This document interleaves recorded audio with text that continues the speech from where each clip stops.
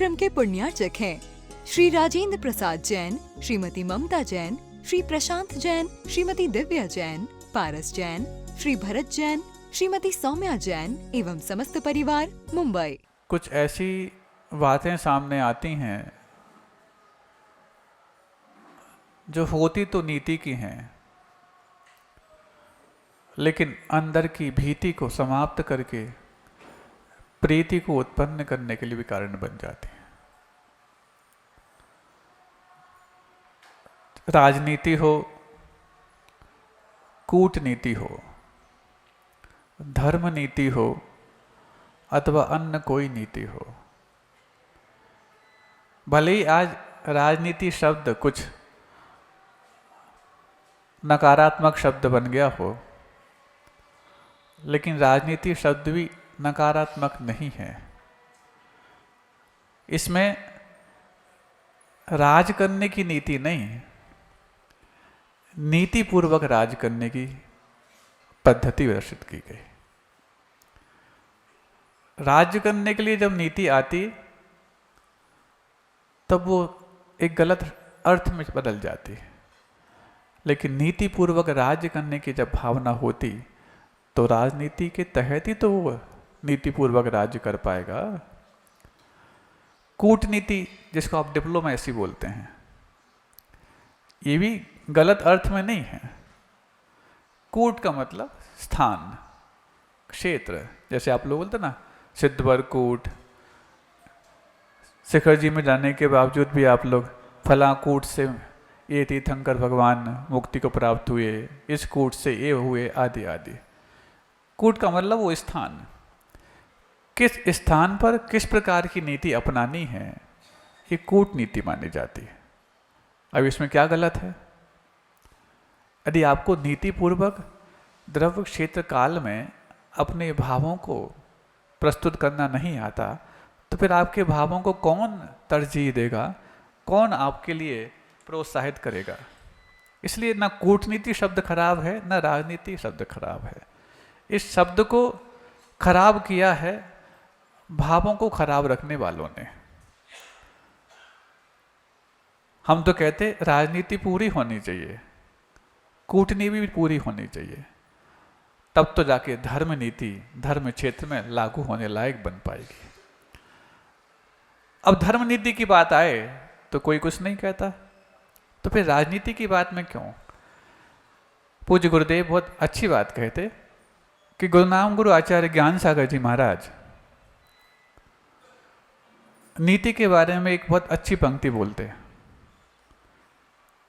कि नीति एक ऐसी वस्तु होती है जो राजा, गुरु, साधु और प्रभु तक के कान पकड़ सकती है।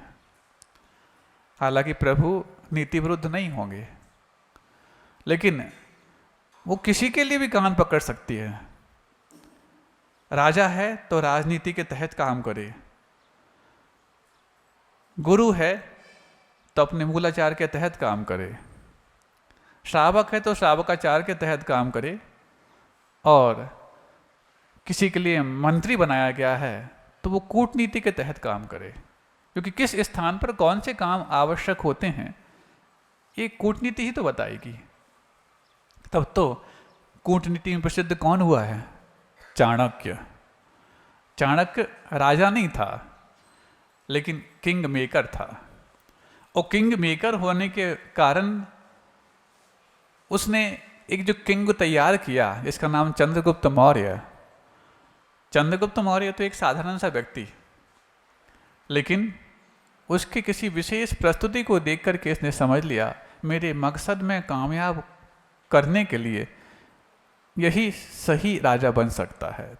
तो चाणक्य मंत्री बना।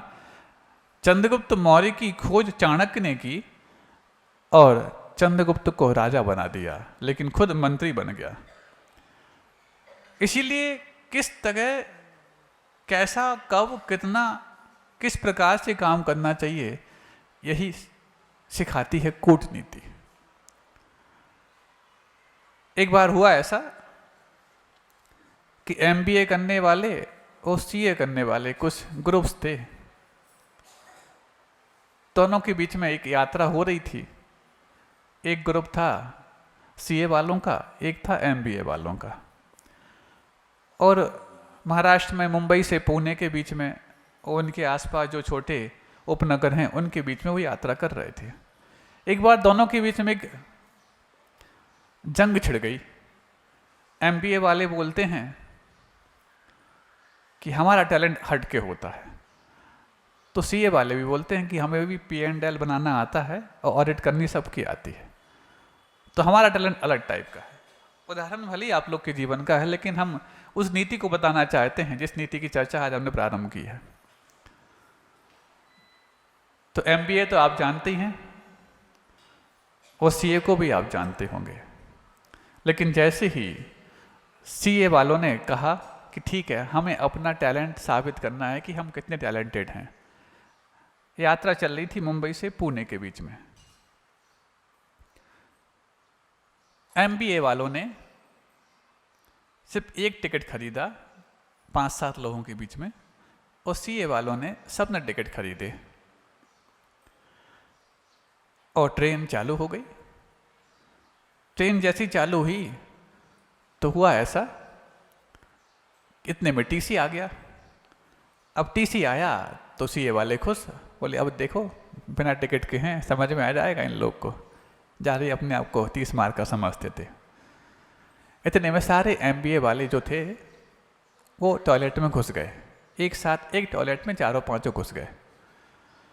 टीसी ने जाते हुए देख लिया कि कोई गया है यहाँ पर। तब तक उसने बॉगी के लोगों को चेक किया, उसने देखा कि ये अब तक बाहर निकला नहीं, तो उसने बाहर से नॉक किया। और जैसे ही नॉक किया, हालांकि ये डिप्लोमेसी है, इसको ये मत समझना कि हम आपको कोई कारस्तानी सिखा रहे हैं, उदाहरण मात्र दे रहे हैं। तो जैसे ही नॉक किया बाहर से दरवाजा, तो उसने हाथ से एक टिकट निकाल के बाहर कर दिया। टीसी ने चेक किया और थमा दिया वापस। इस पूरा दृश्य वो सारे सीए के स्टूडेंट देख रहे थे कि इनके पास एक टिकट है, अब देखते हैं कैसे बचते हैं। लेकिन वो सारे अंदर थे, एक टिकट बाहर निकाल के टीसी ने हाँ ठीक है, और आगे दूसरी बॉगी में टीसी चला गया। जैसे ही गया सब निकल के बाहर आ गए। अब सीए वाले बोले वाह, ये तो एक टिकट में पूरी यात्रा कर ली इनने, हमने पूरे ने सबने टिकट लिए थे। कोई बात नहीं, ये तो फर्स्ट राउंड था, सेकंड राउंड में देखते हैं टैलेंट किसका साबित होता है। दूसरी बार पुणे से लोनावाला के बीच में यात्रा हो रही थी, और जब यात्रा हो रही थी तो इस बार क्या किया, सीए वालों ने सिर्फ एक टिकट खरीदा और एमबीए वालों ने एक भी नहीं खरीदा। ठीक है, इतना हुआ, इतने में टीसी आया। टीसी आया तो आमने सामने जो वॉशरूम होते हैं, एक वॉशरूम में सीए का पूरा ग्रुप चला गया और दूसरे वॉशरूम में एमबीए वालों का। अब सबसे पहले टीसी उस वॉशरूम तक पहुंचता, इसके पहले एमबीए वाला एक लड़का बाहर निकला, उसने सामने वाले वॉशरूम में नॉक किया। उनने समझा कि टीसी आया है, उनने हाथ ऐसा निकाल करके टिकट दिया, इसने लिया और अंदर चला गया। अब इसके बाद दोनों संतुष्ट हैं। इसको ये मत समझना कि कोई आपको हेरा फेरी सिखा रहे हैं कुछ भी। इतने में हुआ क्या, सीए वाले संतुष्ट, कोई बात नहीं, अपना एक टिकट में काम बन गया, अब टीसी को जाने दो, इसके बाद अपन देख लेंगे। इतने में वास्तव में टीसी आया, उसने सबसे पहले एमबीए वालों को खटखटाया, उन्हें एक टिकट बाहर निकाला, हाँ ठीक है, थमा दिया, वापस दे दिया। अब बारी थी सीए वालों की। जैसे ही वहाँ पर खटखटाया तो इन्हें समझा शायद टीसी चला गया हो, कोई होगा जिसको टॉयलेट जाना होगा, तो खटखटाते हैं, सब निकल के बाहर आते हैं और सारे बिना टिकट पाए जाते हैं, सबका चालान बन जाता है। अब तो दूसरी बार एमबीए वाले जो है ना टैलेंटेड साबित हो गए, और साबित होना कोई बड़ी बात नहीं, लेकिन हमने टिकट खरीदा, हमारा एक भी टिकट काम नहीं आया और इनके सारे टिकट नहीं थे तो भी इनका काम आ गया। कोई बात नहीं, थर्ड राउंड और है, अभी तो क्वार्टर फाइनल था, सेमीफाइनल है, अब फाइनल की बात है। अब जैसे ही फाइनल राउंड था, अब ये लोनावाला से मुंबई तक बैठे लोकल ट्रेन में।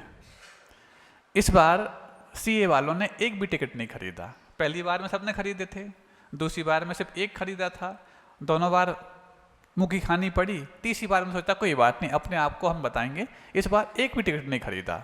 और MBA वालों ने सब ने पूरे टिकट खरीदे और सारे लोकल ट्रेन से यात्रा कर रहे हैं। TC जैसे ही आया, अब CA वाले वॉशरूम की तलाश कर रहे हैं और लोकल ट्रेन में वॉशरूम होता ही नहीं है। और MBA वालों ने सब ने अपने अपने टिकट दे दिए और बच गए। अब आप समझ रहे हैं ना, यहाँ पर कोई CA और MBA के बीच में किसी टैलेंट की मुठभेड़ हम नहीं कराना चाह रहे। मुख्य हम इतना कहना चाह रहे हैं, एक बार एक काम एक समय पर सही साबित हो गया हो तो हर बार सही साबित होगा ऐसा नहीं। किस समय कौन सा काम किस क्षेत्र में अंजाम दिया जाता है, इसी का नाम कूटनीति होती है। और ये कूटनीति जिसको नहीं आती, ये तो हेरा फेरी की कूटनीति हो गई, लेकिन सही क्षेत्रों में और सही मायनों में भी कूटनीति के तहत यदि आप काम करते हैं तब जाकर के आपकी प्रज्ञा कुछ प्रखरता को प्राप्त हो सकती है। अब उसको तो समझ में आए कि वाकई में अब इतने में ये जो घटना है ये तो हो गई घटना किसी लिखी हुई दस्तावेज की। ये दस्तावेज एक CA का स्टूडेंट और एक MBA का स्टूडेंट था, दोनों पढ़ रहे थे। किस्मत से वो दोनों हमारे पास बैठे हुए थे, पुरानी घटना हो गई। तो उनने उनको हमारे सामने ऐसा करने की कोशिश की तो CA वाला भड़क गया, ले ऐसा कैसे, ये तो लिख दिया किसी ने भी CA वालों को नीचा कराने के लिए, ऐसा क्यों। तो MBA वाला बोलता है इसमें अब लिख दिया और यदि मैं CA की किरकिरी हो गई इसका मतलब ये नहीं कि तुम उसको बुरा मान जाओ, तुम इसकी बजाय ये लिख देते कि हम भी इस प्रकार से दूसरा कर सकते हैं कि MBA वालों को तो ये बुरा मानने की और किसी को नीचा गिराने वाली बात नहीं होती। ये तो किस समय कौन सा काम आपको करना आना चाहिए, ये अनुभव से भी आता है और अभ्यास से भी आता है। अभ्यास मात्र आपके लिए अभ्यस्त बना दे, अनुभव के अभाव में ये हमेशा नहीं होता है। अब जहां पर इतने बड़े आयतन के निर्माण की बात चल रही हो तो वहां पर भी अभ्यास भी आवश्यक होगा, तो अनुभव भी आवश्यक होगा। शायद आपको पता होगा कल चूंकि आप तो दूसरे रंग में लगे हुए थे, आपको मुख्य बात तो गौड़ी कर दी आप लोगों ने। कल आपको पता होगा दोपहर में 12 से 1 के बीच में प्रथम सलाह रखने का मुहूर्त था, लेकिन आप तो कुछ अलग ही मूड में थे। हम तो वहाँ पहुँच गए थे, सामायिक भी हमने कल वहीं की। पहली सलाह जो मुख्य जिसके ऊपर सब सीधा मंदिर ही आने वाला है वो, और साथ में सहस्त्रकूट का भी कल खनन प्रारंभ होना था। अभी पूरा तो नहीं, कल उसका मुहूर्त था। ये दोनों काम कल हुए। कितने लोग वहाँ थे? नहीं थे ना, क्योंकि आप लोग तो अलग ही उसमें रूपित हुए थे। शिक्षक दिवस है ये, ठीक है, वो हम मना नहीं कर रहे, उसमें तो हम भी शामिल हुए थे। आचार्य शांति सागर जी महाराज का समाधि दिवस भी था, मुनिवर श्री क्षमा सागर जी महाराज का दीक्षा दिवस भी था, ठीक है। ये सब चीज़ तो गौण, आप तो कुछ अलग ही मनाने में लगे थे, लेकिन हम कुछ अलग मनाने में लगे थे। जिस उद्देश्य के लिए हम आए थे उस उद्देश्य की कल शुरुआत सही मुहूर्त में हो गई है, सही मुहूर्त में हो गई है। अब मंदिर वाले और सहस्त्रकूट वाले जिन्होंने जिस भी रूप में भी अपनी भूमिकाएं अदा की हैं, अब उनको इस चीज़ से बेफिक्र हो जाना है कि सहस्त्रकूट पहले बनेगा कि मंदिर पहले बनेगा। मंदिर की फाउंडेशन पहले बन चुकी है, उसका ऊपर है, अब सहस्त्रकूट की फाउंडेशन बनेगी। उसके लिए भी कल उसके बाद तुरंत 3 स्थानों पर संपर्क किए गए कि इस फाउंडेशन को कितना गहरा जाना पड़ेगा, क्योंकि पहले की जो फाउंडेशन काफ़ी गहरी गई थी, अब इसकी भी फाउंडेशन कितनी, तो इसके विशेषज्ञ जो स्पेशलिस्ट होते हैं उनसे फिर चर्चा की गई।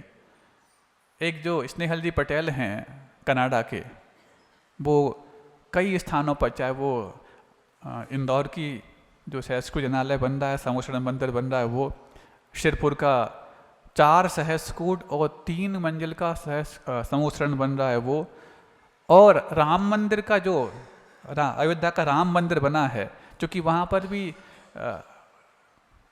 किनारा है सरयू नदी का, ठीक करो ना इसको थोड़ा सा पास करो,